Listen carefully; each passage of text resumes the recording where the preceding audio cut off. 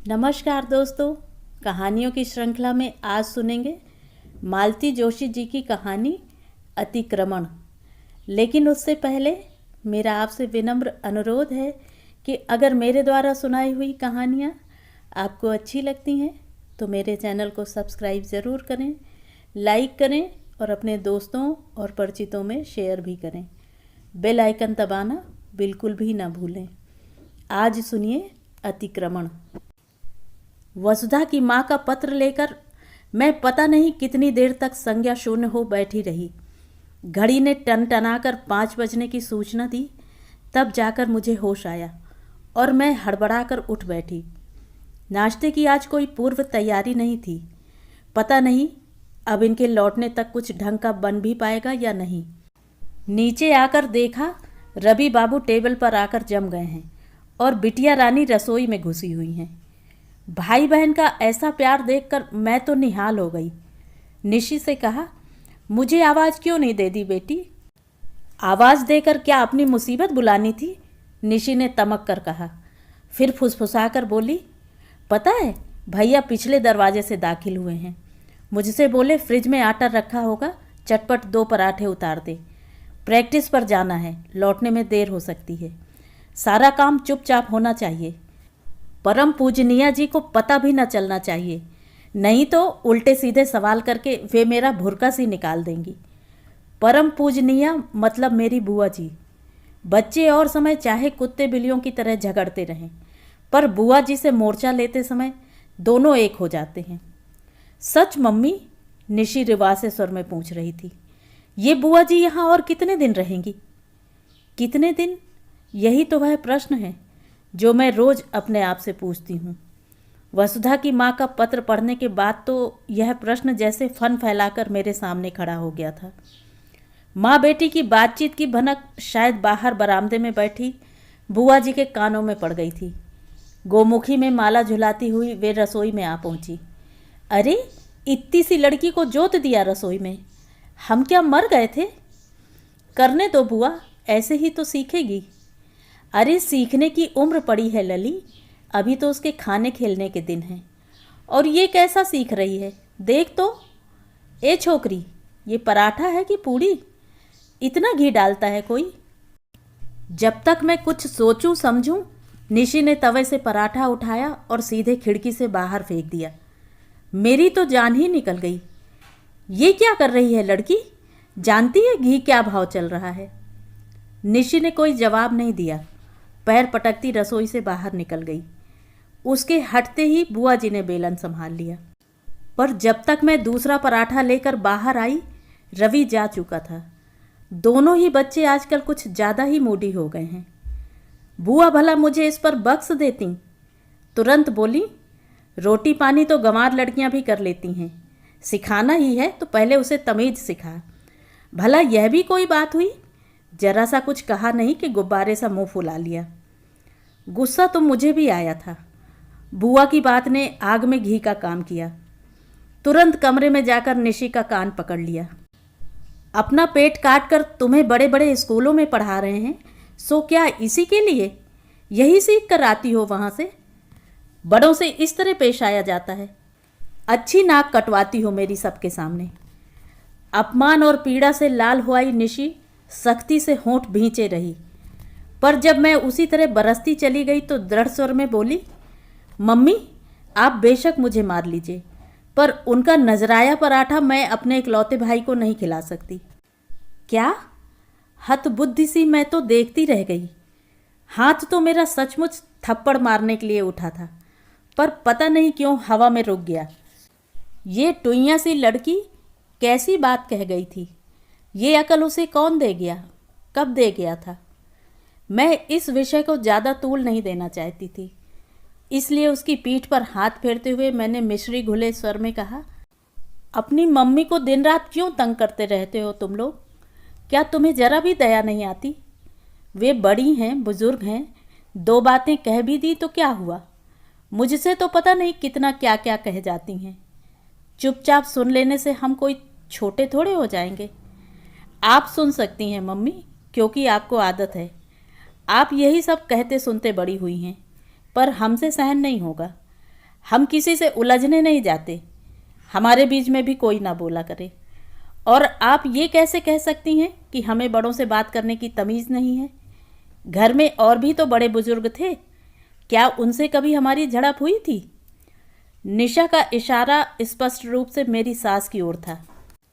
उन्हें गुजरे 4 साल हो गए हैं, पर बच्चे अब भी उन्हें याद करके आंख में आंसू भर लेते हैं, और मैं भी तो उन्हें कहाँ भूल पाई हूँ।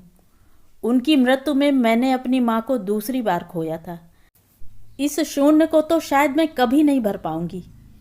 माँ के रहते ही बुआ ने घर की, बच्चों की सारी जिम्मेदारी अपने ऊपर ले ली थी, इसलिए उनकी मृत्यु के बाद सतही तौर पर घर में कुछ नहीं बदला था, पर मन एक ममता भरे स्पर्श के लिए तरस कर रह गया था। वह ममता, वह लाड़ दुलार मुझे अपनी सास से मिला। मुझ भावहीना के लिए उन्होंने अपने स्नेह का बहुत बड़ा अंश जैसे सुरक्षित रख दिया था। उनके अपने बच्चे भी उसे झपट नहीं पाते थे। सच, बड़ी अद्भुत महिला थी वे। एक मामूली से अध्यापक की 4 बच्चों वाली गृहस्थी उन्होंने किस करीने से चलाई थी, और स्वभाव पर खरोंच तक नहीं आने दी थी। बुआ जी के राज में तो मैंने चीखना, चिल्लाना और कोसना ही सुना था। मेरे यहाँ खाने का नाम ठूंसना, कंघी करने का नाम सिंगार पटार और कपड़े पहनने का नाम मटकना ही था। मेरा नाम तो कभी बुआ ने ढंग से लिया ही नहीं, हमेशा महारानी कहती। उस संबोधन में कितनी खीज, कितना उपहास होता था, यह मैं खूब जानती थी। मेरी माँ अपनी कच्ची गृहस्थी का भार उनके सिर थोप गई थी। इस बात को वे दिन में पता नहीं कितनी बार, कितनी तरह से कहती। किशोर फिर भी लाडला था क्योंकि लड़का था, पर मैं तो जैसे उनकी आंख की किरकिरी थी। बचपन में झेली हुई यह कड़वाहट अनायास मेरे स्वभाव में उतर गई थी। कभी कभी झल्लाकर मैं अपने बच्चों को कोसने लगती तो मेरी सास ममता भरे हाथों से मुझे सहलाकर कहती, बेटे, ये बच्चे आसमान से तो नहीं टपके, तुमने 9 महीने इन्हें अपनी कोख में सहेजा है, अपार कष्ट सहकर जन्म दिया है, फिर इन्हें कोसकर अपने आप को गाली क्यों देती हो? उन्होंने हमेशा मुझे श्यामा बिटिया कहकर ही बुलाया। अपना नाम इतना मीठा पहले कभी नहीं लगा था। यह सीधा साधा नाम ससुराल में आकर पता नहीं कितनी छटाएं धारण कर गया। श्यामा, श्यामल, शामली, शामू, हर नाम का अपना रंग, अपना अंदाज। शामली, कंधे पर इनका स्नेह भरा स्पर्श पाकर मैं चौंक पड़ी। पता नहीं ये दफ्तर से कब लौट आए थे। क्या बात है? इन्होंने पूछा। चेहरा इतना उतरा हुआ क्यों है? मैंने चुपचाप वसुधा की माँ का पत्र उनके सामने कर दिया। पत्र पढ़ते पढ़ते उनके चेहरे पर उल्लास की रेखाएं स्पष्ट होती चली गईं। पढ़ने के बाद उसे तहाकर वापस लिफाफे में रखते हुए बोले, इसमें इतना उदास होने जैसा क्या है? नहीं नहीं, उदास क्यों होंगी मैं? मुझे तो बल्कि खुश होना चाहिए कि मेरे इकलौते भाई की विधवा पत्नी दूसरा ब्याह रचा रही है। यह भी बड़ी प्रसन्नता की बात है कि मेरा दुधमुहा भतीजा, मेरे पितृकुल का एकमात्र वंशधर, अपनी मौसी की गोद में जा रहा है। ये बहुत खुशी की बात नहीं है, मैं मानता हूँ। ये खिसियाकर बोले, पर वसुधा के सामने और कोई उपाय भी तो नहीं है। दुख अपनी जगह है, पर सच्चाई को भी अनदेखा नहीं किया जा सकता।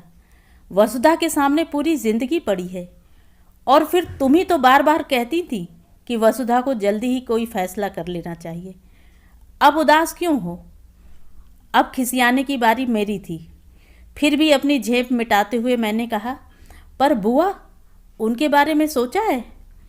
बुआ जी की फिक्र मत करो, उन्हें मैं देख लूँगा। अभी तुरंत फुरत उनसे कुछ कहने की ज़रूरत नहीं है। वैसे इस समय उनके बारे में सोचना इतना महत्व नहीं रखता। 3/4 जिंदगी वे काट ही चुकी हैं, बाकी भी जैसे तैसे कट ही जाएगी। हमें तो उस अबोध लड़की के बारे में सोचना है। अब इनसे क्या कहती कि बुआ जी की इस बची खुची जिंदगी को लेकर ही मैं चिंतित हूँ। अब तक एक क्षीण आशा सी बंधी थी कि दुख का आवेग थोड़ा थम जाने पर वसुधा लौट आएगी, अपना घर बार, अपनी जिम्मेदारी संभाल लेगी। किशोर के दफ्तर में अब भी उसे नियुक्ति मिल सकती है, पर इस पत्र ने तो सारी आशाओं पर पानी फेर दिया। बुआ को अपने यहाँ लाते समय यह नहीं सोचा था कि यह इतनी बड़ी जिम्मेदारी होगी। तब तो यही सोचा था कि किशोर की अकाल मृत्यु का दुख हम दोनों मिल बैठकर बांट लेंगी। वैसे भी उस सूने घर में उन्हें अकेला नहीं छोड़ा जा सकता था। बहू को तो तेरही के फौरन बाद ही उसके भाई आकर ले गए। बुआ जी कहाँ जाती? पति का घर तो पता नहीं कब का छोड़ चुकी थी। एक बार जो आ गई तो दोबारा वहाँ का रुख नहीं किया। जाती भी तो उन्हें वहाँ कौन झेलता? पति विहीन नारी की धौंस दपट ससुराल में कौन सहता है? उनकी ठसक तो बस बाबूजी के यहाँ ही चलती थी। चाची और ताई जी तो दूर से हाथ जोड़ लेती थी। माँ बेचारी सहानुभूति में अपने घर ले आई तो यह भावुकता उन्हें ही भारी पड़ गई। बुआ के उग्र तेज के आगे वे निरंतर श्रीविहीन होती चली गईं और कुछ दिनों में उनके अपने ही घर में उनका अस्तित्व गौण होकर रह गया। बाबूजी की दूसरी पत्नी थी माँ। उम्र में ननंद से 19 ही पड़ती थी, इसीलिए उनके सामने हमेशा सहमी सहमी सी रहती। मात्र 12 साल की थी मैं जब माँ नहीं रही, पर मुझे अब भी याद है कि कैसे छोटी छोटी बातों के लिए वे बुआ का मुंह जोहती थी। भिखारी को एक मुट्ठी आटा वे अपने मन से नहीं दे सकती थी। रोज का खाना बुआ से पूछ कर बनता था। कपड़े लत्ते मर्जी से ही खरीदे जाते थे। सब नौकर चाकर बुआ के मुंह लगे थे। उन्हें डांटने डपटने की माँ ने कभी ज़रूरत नहीं की। माँ मरी तो बस इतना हुआ, जैसे घर के किसी कोने में एक दिया टिमटिमा रहा था, वह बुझ गया। बस उनकी मृत्यु के बाद तो घर में बुआ का एक छत्र साम्राज्य हो गया। अपने दोनों बच्चों को सौंपकर बाबूजी तो एकदम निश्चिंत हो गए।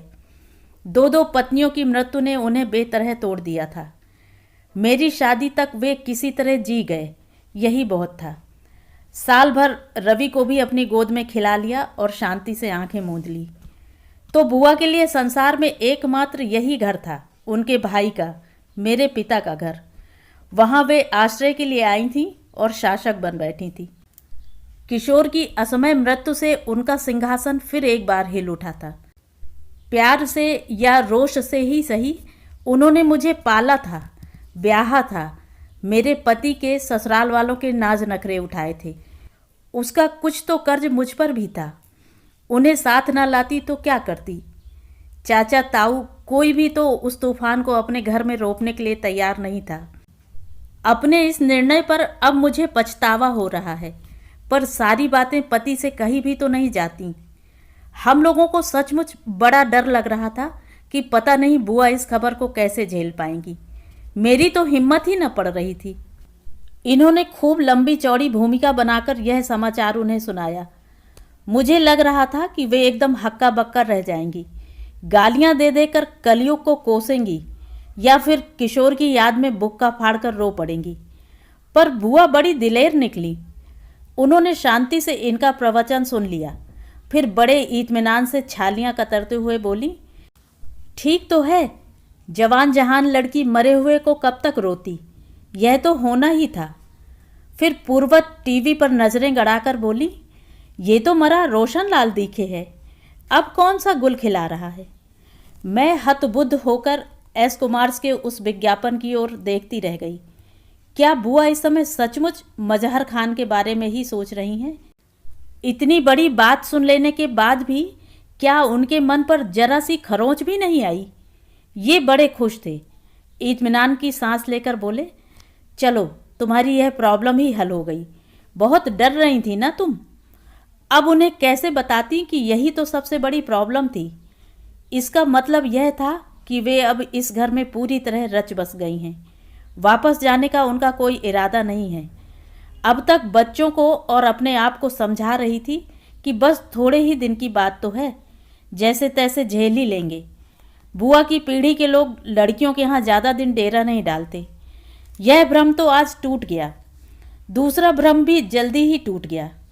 मैंने तो सोच लिया था कि वसुधा की शादी की सूचना को बुआ ने एक कान से सुनकर दूसरे कान से निकाल दिया है, पर मेरा यह सोचना एकदम गलत था। उन्होंने पूरे 2 दिन तक मन ही मन इस बात का मंथन किया था। तीसरे दिन दोपहर को वे मेरे कमरे में आईं। फुर्सत का समय पाकर मैं कपड़ों पर प्रेस कर रही थी। उन्होंने प्रेस का स्विच ऑफ करते हुए पलंग पर आसन जमाया और मुझे आदेश दिया, ज़रा इधर मेरे पास आकर बैठ तो। मना करने का तो कोई प्रश्न ही नहीं था। चुपचाप जाकर बैठ गई। उन्होंने अपनी बास्केट की जेब से एक मखमली बटुआ निकाला, उसे खोलकर एक रेशमी रुमाल में बंधी छोटी सी पोटली निकाली। फिर वह रुमाल खोलकर बिस्तर पर फैला दिया। मेरी तो आंखें चौंधी आ गईं। मेरे सामने एक खूबसूरत चंदन हार और 2 जड़ाऊ कंगन अपनी जगमग ज्योति बिखेर रहे थे। ये क्या है? मन में उमंगती खुशी को किसी तरह रोककर मैंने पूछा। तेरी माँ के गहने हैं। मैं तो सचमुच निहाल हो गई। बुआ सचमुच ग्रेट हैं। उन दुख कातर क्षणों में भी वे अपनी अमानत के प्रति सतर्क रहीं और संभाल कर साथ ले आईं। सूम के धन की तरह उसे सहेज कर रखा और उचित अवसर की प्रतीक्षा करती रहीं। वसुधा की शादी की सूचना उनकी सारी दुविधा समाप्त कर गई और अब वे माँ के गहने बेटी को सौंपने आई हैं। बिट्टो, तुझे मेरा एक काम करना होगा। कहो। अब तो मैं उनके लिए आकाश के तारे तोड़कर ला सकती थी। तुझे वसुधा की शादी में जाना होगा। क्या? अटपटा लगा है ना? फिर भी दिल पर पत्थर रखकर तुझे यह काम करना ही होगा। ऐरे गहरे के हाथ तो मैं यह जोखम भेज नहीं सकती। जोखम? जोखम मतलब ये गहने, ये वसुधा को पहुंचाने हैं। क्यों? यह उसका स्त्री धन है। शादी में बड़े चाव से उसे चढ़ाए थे। अब यह उसका स्त्री धन है। पर वह तो अब दूसरी शादी कर रही है, तो करने दे। हम कन्यादान में ये चीज़ें दे देंगे। आखिर ये उसकी अमानत है। मैं कब तक सहेजूंगी? मैं चुप। रोष, अपमान, निराशा सब आकर मेरी वाणी को कील गए थे। बुआ ने लेकिन मेरी जरा भी तवज्जो नहीं की। वे अपनी ही उधेड़-बुन में व्यस्त थीं। एक काम और, कुंवर जी से कहकर जरा किसी अच्छे से वकील को बुलवा देना। वकील का क्या होगा? राहुल के नाम मकान की रजिस्ट्री कराऊंगी। पर बुआ, राहुल तो मौसी के गोद जा रहा है। तो जाने दे। कहलाएगा तो आत्माराम पाठक का ही वंशधर। बड़ों ने मिल बैठकर कुछ सोच डाला तो उसकी सजा वह बच्चा क्यों भुगते? उसका हक तो उसे मिलना ही चाहिए। वसुधा के जीजा जी कोई लाट कलेक्टर थोड़े ही हैं। जिंदगी भर की कमाई लगा दें तब भी ऐसा मकान खड़ा नहीं कर सकते। और हम जो तुम्हें रात दिन भुगत रहे हैं, हमें क्या दे रही हो? मैंने मन ही मन दांत पीस लिए। प्रकट रूप से इतना ही कहा, बेटे बहू का तो खूब ख्याल रहता है तुम्हें, मुझे क्या दे रही हो? जानती हो आजकल लड़कियों का बराबर का हिस्सा रहता है। तो तुम्हारा हिस्सा दिया नहीं था? शादी में पूरे 10 तोला सोना और 30,000 रोकड़ दी थी, याद है? लड़की का मन तो अंधा कुआं होता है, कितना भी डालो कभी भरता ही नहीं। मुझे अपने आप पर ग्लानि हो आई। मैंने कहा, बुआ मैं तो मजाक कर रही थी। तुम्हारे आशीर्वाद से मेरे पास भगवान का दिया सब कुछ है, मुझे कुछ नहीं चाहिए। मैं तो बस यह कह रही थी कि सब इसी तरह बांट बूंट दोगी तो कैसे चलेगा? आखिर तुम्हें अपने लिए भी तो कुछ सोचना चाहिए। अरे मेरा क्या है, कहीं भी पड़ी रहूँगी। 2 जोड़ी कपड़े और 4 रोटियां कोई भी दे देगा। लेकिन बाप दादा की जायदाद को इस तरह लुटा दोगी तो चाचा ताऊ लड़ेंगे नहीं? जायदाद उनकी नहीं है, तेरे बाप ने अपनी वकालत के जोर से कमाई है। सच, लक्ष्मी थी तेरी माँ। घर में पांव देते ही धन जैसे बरसने लगा था। तेरे बाप ने घर से फूटी कौड़ी नहीं ली, उल्टे समय समय पर दिया ही है। अरे मुझ पर गाज गिरी थी तो मजले भैया ही उठाकर लाए थे मुझे। बड़े और छोटे तो मुंह छुपाकर अपनी बहुओं के आंचल में दुबक गए थे। अपने बड़ों के लिए ऐसी टिप्पणी सुनना अच्छा नहीं लगा, पर यह एक कड़वा सच था। ससुराल से लौटने के बाद बुआ ने अपने बड़े भाई के घर में पाँव नहीं दिया। ताई जब तब ताने देती। अब उन्हें रोज मोहन भोग चाहिए। हम गरीबों के यहाँ उन्हें क्या मिलेगा? इसीलिए तो अमीर भाई के यहाँ आयागिरी कर रही हैं। बुआ सुन लेती तो ईंट का जवाब पत्थर से देती। तुम तो भौजी हमें जैसे चौकी पर बिठाकर पूजती ही रहोगी। अरे तुम्हारे बच्चों के पोतड़े धो धो कर तो मेरे हाथ शादी से पहले ही छलनी हो गए थे। अब तो तुम हमसे बर्तन भी मंजवाओगी।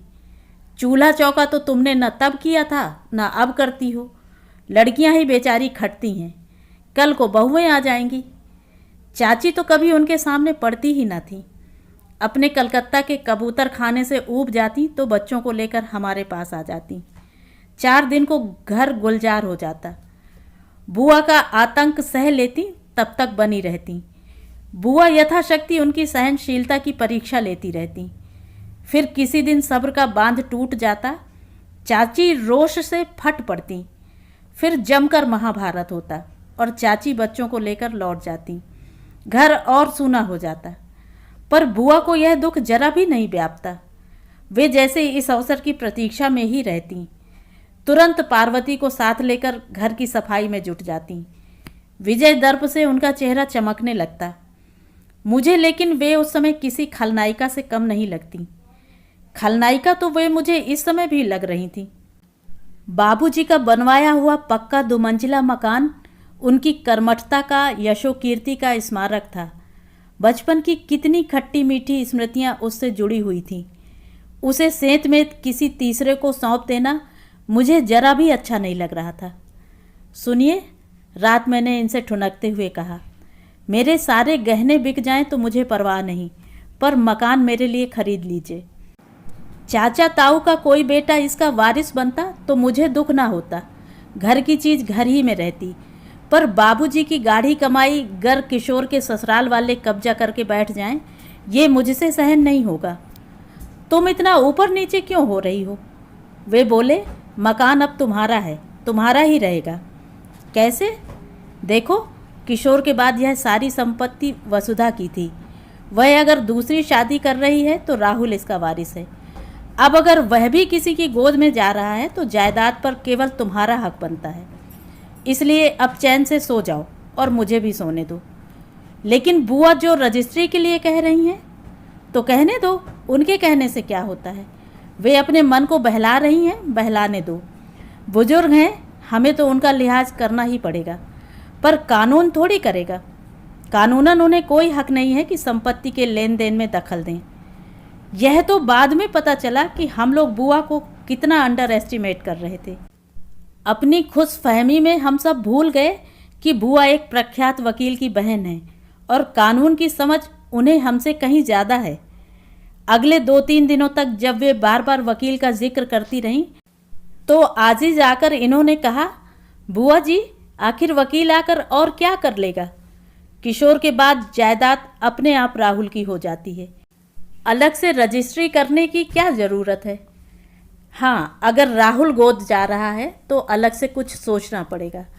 इन्होंने जानबूझकर इस समय मेरा नाम नहीं लिया, जो मुझे अच्छा लगा। तुम समझे नहीं कुंवर जी, बात किशोर की प्रॉपर्टी की नहीं, मेरी प्रॉपर्टी की है। उसकी लिखा पढ़ी तो मैं ही करूँगी ना। आपकी कौन सी प्रॉपर्टी है? हम दोनों चकित थे। क्या बुआ को अपनी भूली बिसरी ससुराल से ज़मीन का कोई टुकड़ा मिल गया है? अरे नहीं रे, वो तो भैया ही पता नहीं किस झोंक में मकान मेरे नाम कर गए थे। क्या? हम दोनों तो जैसे आकाश से गिरे। बड़े विद्वान थे मेरे मझले भैया, दीन दुनिया की खूब समझ थी। वे उस आंस भर कर बोली, हमेशा कहते, सावित्री, मुझे अब और कोई चिंता नहीं रही। लड़की अपने घर पर राज कर रही है, बेटा कल को इंजीनियर बन जाएगा। बस मुझे हरदम तुम्हारा ही सोच रहता है। आजकल अपने जाए भी तो नहीं पूछते, इसीलिए ये मकान तुम्हारे नाम कर दिया है। इसी के चलते शायद किशोर और उसके बाल बच्चे तुम्हारी सेवा कर लेंगे। और फिर एकदम आंखों पर पल्लू ढाँप कर वे सुबक पड़ी।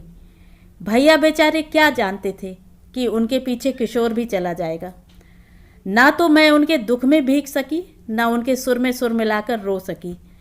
मैं तो सब सुनने के बाद जैसे पत्थर हो गई थी। बाबूजी ने यह क्या कर डाला, कब कर डाला, मुझे कानों कान खबर भी ना हुई। अनाथ बहन की चिंता तो समझ में आती है, पर उसके लिए क्या कोई अपने बेटे का हक छीन लेता है? ये मकान तो लल्ला मेरे भाई की अमानत है। बुआ फिर फॉर्म में आ गई थी। इसे यूं ही नहीं जाने दूंगी। मकान की लिखा पढ़ी भी इसी शर्त पर होगी कि वे राहुल का नाम नहीं बदलेंगे। बच्चा चाहे जहाँ रहे, मुझे उससे कोई मतलब नहीं। जब तक मुझसे बनेगा जायदाद की देखभाल करूंगी। मकान किराए पर चढ़ाकर राहुल के नाम जमा करती रहूंगी। बड़ा होगा तो रुपया उसी के काम आएगा। मेरा क्या है, कहीं भी 2 रोटी खाकर पड़ी रहूंगी। फिर बड़े उदार भाव से बोली, बिट्टो, घर गृहस्थी का ढेर सामान पड़ा है, तुम्हें जो चाहिए उठा लाना। किराएदारों के लिए मकान खाली तो करना पड़ेगा। मुझे कुछ नहीं चाहिए, मैंने तुनक कर कहा। भगवान का दिया सब है मेरे पास। मलाई मलाई तो औरों में बांट दी, खुरचन के लिए बिट्टू ही रह गई है, मैंने मन ही मन सोचा। जैसा कि मेरा अनुमान था, मेरे अनपेक्षित आगमन पर वसुधा का परिवार विस्मित था, कुछ कुछ आशंकित भी। उस घर से मुझे हमेशा आदर मान मिलता रहा। प्रकट रूप से इस बार भी सब कुछ वैसा ही था, पर लोग भीतर से कुछ डरे डरे से, खींचे खींचे से लगे। केवल वसुधा ही पूर्वत स्नेह से मिली, मुझे देखते ही आकर गले लग गई। हाथ पकड़कर मुझे ऊपर अपने कमरे में लिवा ले गई। मेरी पसंद की चाय खुद बनाकर ले आई। मुझे प्रसन्न होना चाहिए था, पर मेरा मूड उसी तरह उखड़ा रहा। घर से जबरदस्ती ठेल दी गई थी मैं। वह गुस्सा वसुधा पर उतारते हुए कहा, तुमने एक्सपेक्ट तो न किया होगा। बिना बुलाए ही टपक पड़ी मैं। बिना बुलाए क्यों? मम्मी ने पत्र नहीं लिखा था?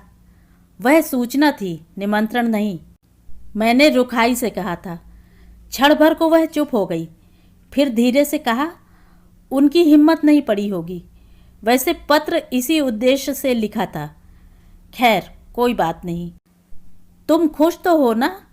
मेरे स्वर से चौंक कर उसने मेरी ओर देखा। लगता है दीदी आप खुश नहीं हैं। मेरे लिए यह बहुत खुशी की बात तो नहीं है। जानती हूँ दीदी, पर आपको याद होगा विवाह का आग्रह सबसे ज़्यादा आपकी ओर से ही था। मम्मी तो खुद हिचक रही थी, पर मैंने ही जिद करके आपको पत्र लिखवाया था। सोचा था आप खुश होंगी। वसुधा, मैंने कभी नहीं चाहा कि तुम जिंदगी का बाकी सफ़र तपती रेत पर नंगे पैर चलते हुए तय करो। फिर भी don't you think it is too early? इस तरह के निर्णय दीदी बहुत जल्दी ही लेने होते हैं, नहीं तो फिर बहुत देर हो जाती है। इतना अधैर्य क्यों वसुधा? जीवन का वसंत क्या आज ही शेष होने को था? मरने वाले का क्या इतना भी अधिकार नहीं है कि कोई उसकी स्मृति में ऋतुओं का एक चक्र ही समर्पित कर दे? बुआ को देखो, पूरी जिंदगी निकाल दी है। तुम्हारे पास तो फिर भी राहुल है। राहुल अब मेरा नहीं है दीदी, सुषमा जिज्जी का है। मेरी यह सारी हड़बड़ी उसी के लिए है। जितनी जल्दी उसकी दुनिया से दूर हो जाऊं, हम दोनों के लिए ही अच्छा रहेगा। जितना समय बीतता जाएगा मोह भी बढ़ेगा, फिर तो ममता हर बार मेरा पांव रोक लेगी। सुषमा जिज्जी के साथ भी यह अन्याय ही होगा। वे बेचारी कब तक मेरा मुंह जोहती रहेंगी। और फिर सबसे बड़ी बात है दीदी, ऐसे प्रस्ताव रोज़ रोज़ नहीं आते। मेरे बूढ़े माँ बाप कब तक मेरी चिंता का भार ढोते रहेंगे? वैसे ही उन्हें काफ़ी दुखी कर चुकी हूँ। मैं गुमसुम बैठी सुनती रही। वह जो कुछ कह रही थी सच था, पर कड़वा सच था, इसीलिए आसानी से गले नहीं उतर रहा था। दीदी, मैंने चौंक कर सिर उठाया। मैंने सोचा था आप मुझे आशीर्वाद देने, बधाई देने इतनी दूर से दौड़ी चली आई हैं। कितनी बेवकूफ़ हूँ ना मैं जैसे एकदम होश में आ गई। आशीर्वाद के सारे रास्ते तो स्वयं तुमने ही छेंक दिए हैं वसुधा। खैर, मैं जो देने आई हूँ वह भी दे ही दूँ। मैंने पर्स खोलते हुए कहा, दरअसल मुझे बुआ ने भेजा है। तुम्हारी अमानत, तुम्हारा स्त्री धन तुम्हें लौटाने आई हूँ मैं। हमारी ओर से इसे ही शादी का उपहार समझना। उस मखमली थैली को खोलते हुए मैं उसकी प्रतिक्रिया पढ़ती रही, पर उसके चेहरे पर कहीं कोई उल्लास या उत्सुकता नज़र नहीं आई। उल्टे वह प्रतिक्षण कठोर होता चला गया। ट्यूबलाइट की रोशनी में झलमल करते उन गहनों को देखते ही उसने दृष्टि फेर ली और कहा, इन्हें वापस ले जाइए दीदी, अब ये मेरे किसी काम के नहीं। लक्ष्मी का ऐसा अनादर नहीं करते वसुधा, मैंने उसकी वितृष्णा पर विस्मित होते हुए कहा। मेरी बातों ने शायद तुम्हें नाराज कर दिया है, पर यह मेरी नहीं, बुआ जी की सौगात है। उसे तो आशीर्वाद समझकर सिर माथे से लगाना चाहिए। आशीर्वाद, वाह क्या कहने। वह विद्रूप से हंस पड़ी। जब पहनने का मन था, मौका था, तब तो कभी छूने भी न दिया। शादी ब्याह में हर कहीं खाली हाथ खाली गले से भेज दिया। अब मुझे जलाने के लिए यह सौगात भेजी है। तब तो यह डर था कि मैं सिलबिल्ली सी लड़की ये बेशकीमती चीज़ें कहीं गिरा आऊँगी। अब यह बड़प्पन जताया जा रहा है। नहीं दीदी, ये सब लौटा ले जाइए, नहीं तो मेरे पिछले घाव फिर कसक उठेंगे। मैं अब पिछला कुछ भी याद नहीं करना चाहती। जीवन का अध्याय मैं बहुत पीछे छोड़ आई हूँ। मैं उन काले प्रश्नों को अब फिर से दोहराना नहीं चाहती। आप भी मुझ पर इतनी दया कीजिए। विवाह की पूर्व संध्या पर मेरा मन कसैला ना करें, उसे शांत बना रहने दें। मैं चकित थी और व्यथित भी। यह घुन्नी सी लड़की हम लोगों के प्रति इतना आक्रोश, इतनी कड़वाहट पाले हुए है। वसुधा, मैं कुछ कहना चाहती थी, पर उससे पहले ही वह बोल उठी। आप अभी बुआ जी की बात कर रही थी ना दीदी? भाग्य के इस अभिशाप को उन्होंने आजीवन भोगा है, मैं जानती हूँ। पर दीदी, वह जमाना दूसरा था। हमारे गांव की परंपराएं दूसरी थीं। नहीं तो बुआ जी भी वही करती जो मैं कर रही हूँ, बल्कि इतने दिनों तक प्रतीक्षा भी नहीं करती। मांग का सिंदूर मिट जाने से मन की इच्छाएं नहीं मिट जाती दीदी। विधि के विधान को हर कोई संयम से नहीं झेल पाता। कोई विद्रोह भी करता है, तब उसकी अतृप्त इच्छाएं दूसरों की इच्छाओं का भी गला घोट देती हैं।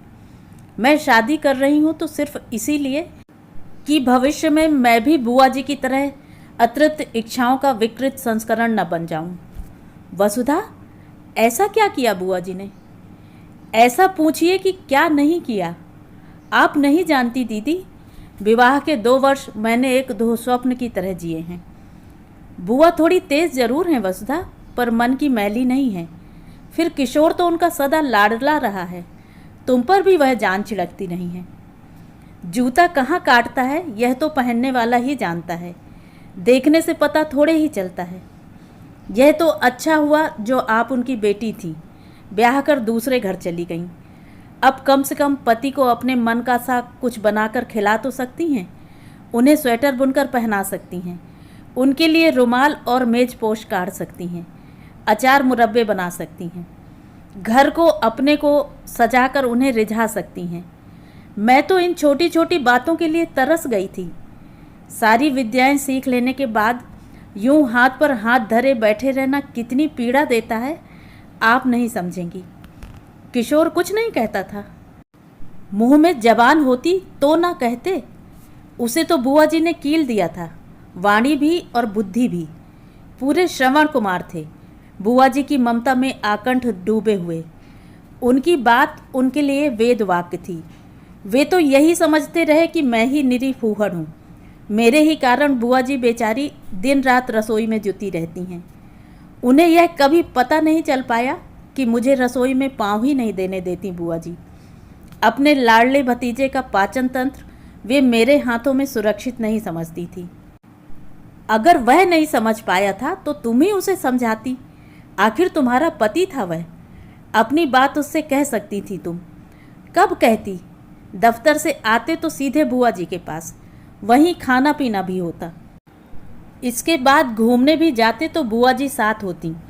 उन्हें घर पर अकेले छोड़कर तो ये कभी सिनेमा जाने के लिए भी राजी नहीं हुए। रात का खाना खाकर मैं तो सोने चली जाती, ये 12 बजे तक बुआ जी के पास बैठे रहते।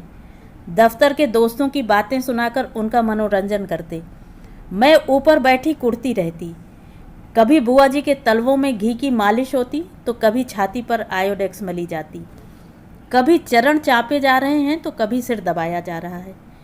इन सब से निपट कर ये ऊपर आते, तब तक मैं थक कर खींच कर सो चुकी होती। बुआ जी से छुपकर किया हुआ श्रृंगार बासी हो जाता। बुआ जी से छुपकर? क्यों? उन्हें मेरा शाम का सजना संवरना जरा अच्छा नहीं लगता था। कहती, ये तो चौक बाजार वालियों का काम है। भले घर की बहुएं दिया बाती के बाद आईना भी नहीं देखती। ये रोज ही दिन ढले लौटते। मैं वैसी मनहूस सूरत लिए बैठी रहती। तब वे कहती, अरे भोगना तो भाग्य से ही होता है, अब इन्हें क्या कमी है? घंटे घंटे भर में साड़ी बदलें तो कोई मना करने वाला नहीं है, पर मन में उछाह हो तब ना। बेचारा थका हारा आदमी घर आकर इनका थोबड़ा देखे तो उल्टे पैरों लौट जाए। मुझे लगा था कि राहुल के जन्म के बाद वे थोड़ी नरम पड़ जाएंगी, पर उल्टे उन्हें डांटने डपटने का एक और बहाना मिल गया। अगर उसे गोद में उठाए घूमती तो कहती, क्या तुम्ही ने अनोखा बेटा जना है जो 24 घंटे छाती से चिपटाए घूमती हो? थोड़ा तो उसे जमीन पर रखो, नहीं तो बढ़ेगा कैसे? अगर किसी दिन राहुल पालने में जरा भर चिहुक पड़े तो समझ लीजिए तूफान आ जाता। तुरंत गरज पड़ती। ऐसा कौन सा पहाड़ खोद रही थी कि बच्चे को उठा भी नहीं सकती?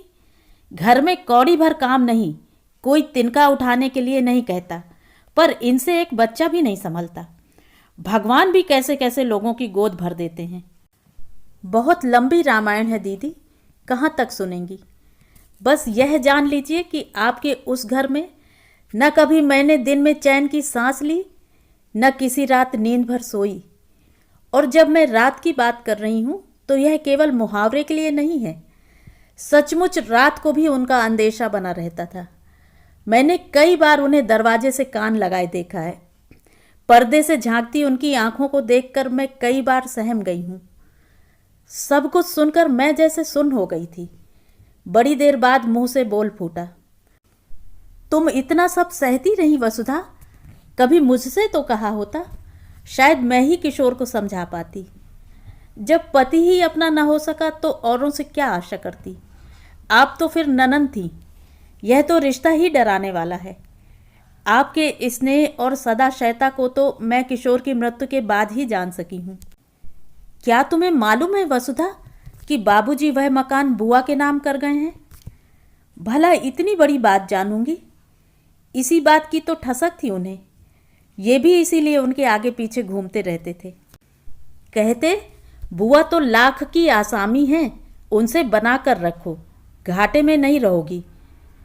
तुम्हें यह जानकर खुशी होगी कि अब वह मकान बुआ राहुल के नाम करना चाहती हैं, पर शर्त यह है कि मैं आपके पांव पड़ती हूँ दीदी। और वसुधा ने सचमुच मेरे घुटनों पर अपने दोनों हाथ रख दिए।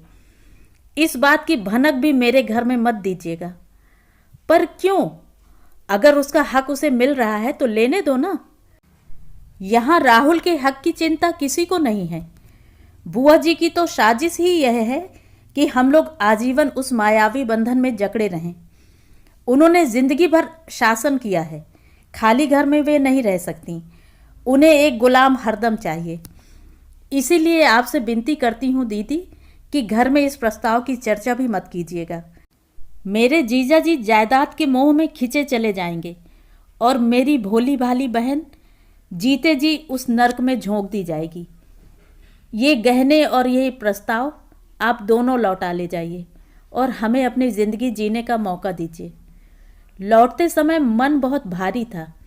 वसुधा की बातें मन में बार बार चक्कर काट रही थीं। सच, उस नाजुक सी भोली सी लड़की ने बहुत सहा है। क्या मेरी माँ को भी यह सब सहना पड़ा था? तब तो बुआ एकदम कच्ची उम्र की ही रही होंगी। उनकी अतृप्त इच्छाओं की आँच क्या माँ का भी तन मन झुलसा गई होगी? क्या इसीलिए माँ घुलते घुलते एक बूंद भर रह गई थी? और एक दिन वह बूंद भी भाप बनकर उड़ गई। वसुधा का पिछला जीवन तो मैं नहीं लौटा सकती थी, पर मैंने उसे भरपूर आशीर्वाद दिया कि उसका नया जीवन सुख और सुहाग से परिपूर्ण हो। तन का मन का कोई दुख उसे न व्यापे। सफ़र की थकान से निढाल होकर जब रिक्शे से उतरी तो शाम का झुटपुटा हो चला था। निशी बरामदे में गुमसुम सी खड़ी थी। मुझे देखते ही दौड़ी आई और लपक कर हाथ से सूटकेस ले लिया। बड़े वाले सोफे में धंसते हुए मैंने कहा, बेटे एक गिलास पानी तो देना, प्यास से गला जैसे चटक रहा है। निशी पानी लेकर लौटी तो उसके साथ ही लहसुन का तेज भपका मेरे नथुनों से टकराया। यह लहसुन कहाँ महक रहा है? किचन में, उसने सपाट स्वर में कहा। बुआ जी पापा के लिए कटहल बना रही हैं। क्या?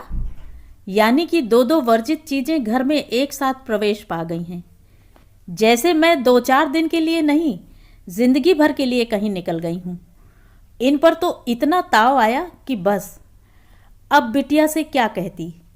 थके से स्वर में इतना ही कहा, रामू से कह दे मेरी अटैची उठाकर कमरे में रख दे, मैं मुंह हाथ धो लूँ, तब तक तू 1 कप चाय बना दे। रामू चला गया है मम्मी। चला गया? कहाँ? अपने घर। और कहाँ? क्या? बाथरूम की ओर जाते मेरे पैर रास्ते में ही जम गए। मेरा इतना पुराना, इतना विश्वसनीय, इतना अच्छा नौकर चला गया।